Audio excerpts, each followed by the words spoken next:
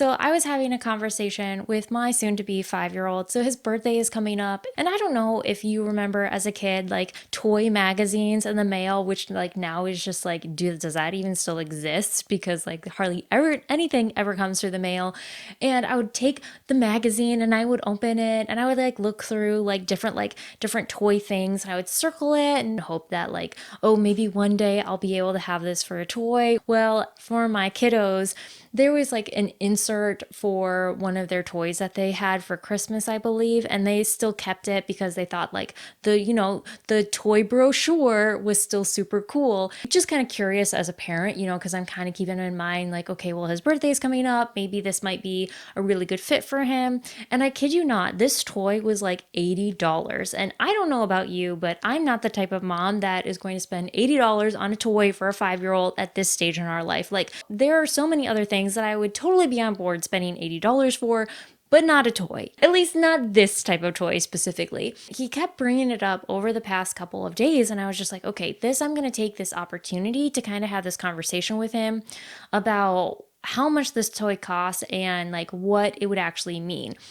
And so the first thing out of like the first conversation that I had that I didn't really give very much thought to was like, no, we're not going to buy that toy. It's too expensive. And he was like, well, why? Because they're at that stage where they ask why about everything and they need to know an explanation. Well, I like totally normal, right?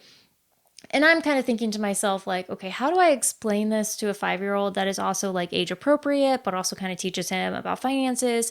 And in the back of my mind, because like the first thing I had said was, well, we can't afford it. It's too expensive. And then I stopped myself after I had said that, because I don't, as a money coach, like, I don't want to give him this poverty mentality that I really grew up with, was just like, we can't afford anything. And kind of even going into my adult life, like, when I would look at something or something that I would want to buy or do or, have in the future, I would just like default to like, well, that's too expensive. I can't afford it. And then kind of perpetuating this poverty mentality over myself about everything. And I definitely do not want to ingrain that into my sons, just because that's something that I have struggled with in the past. So like, as soon as I said that, I was like kind of like thinking as a parent, I was like, okay, I need to like rephrase what I say. And so that way he kind of fully understands it's not that we can't afford it. So I basically stopped and I like got down to his level and I was like,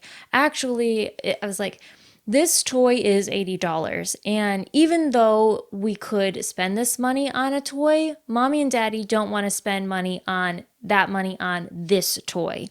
This is the type of money that we would spend on something else, like a bike. Because in my perspective, like, a bike is so much more worth paying that amount of money for the type of enjoyment that he's going to get out of just like this toy that he's going to, he'll play with it and he might get some enjoyment, but $80 for an inside toy that, there's going to be a novelty around it for, like maybe a couple of weeks, and then maybe he may not appreciate it quite as much. Like, that's not the type of way that we want to spend our money. Ever since I had that conversation with him, he, has not asked me about the toy, and he hasn't even asked me about like getting him a bike or anything. But I really just want to make sure that I ingrain in him that as parents, as adults, like, we are choosing how we're spending our money. And just because we can afford something, like we can spend $80 on something for our sons, that doesn't make it the best decision, or that doesn't also make it the decision that we're choosing to spend our money in that way. Like, there's this huge value market in how we spend the money that we have available to us, and why we're making those decisions very consciously. And when we make those decisions and evaluate the purchasing power of our dollars, that they understand the decision making behind it. That way they're not just automatically hearing no, or we can't afford it, and then getting this idea in their mind that, oh, we're much poorer than everybody else that may be around us because we don't get as much things, or we don't have as many toys, or we don't have the same kind of toys. Well, it's not that your parents are any worse off or better off. It's just that your parents are making different decisions in how they spend their money, and then that is impacting your life and what you get to experience and you get to do. So like I said, I do think he in some way grasped the fact that we're not going to be getting this toy for him, and why we're not not getting this toy for him because he hasn't brought it up since. And we did have a little bit of a discussion about like a bike as part of that conversation. You know, like, would he be excited about a bike? Would he want a bike? Is that something that he would enjoy?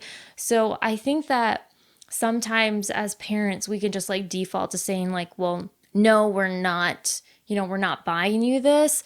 Whereas our kids need to understand a little bit more of the why behind it. It's not necessarily that we can't afford it. It's just that we're choosing not to spend our money in that way, in that manner. So that way they can grow up with these like logic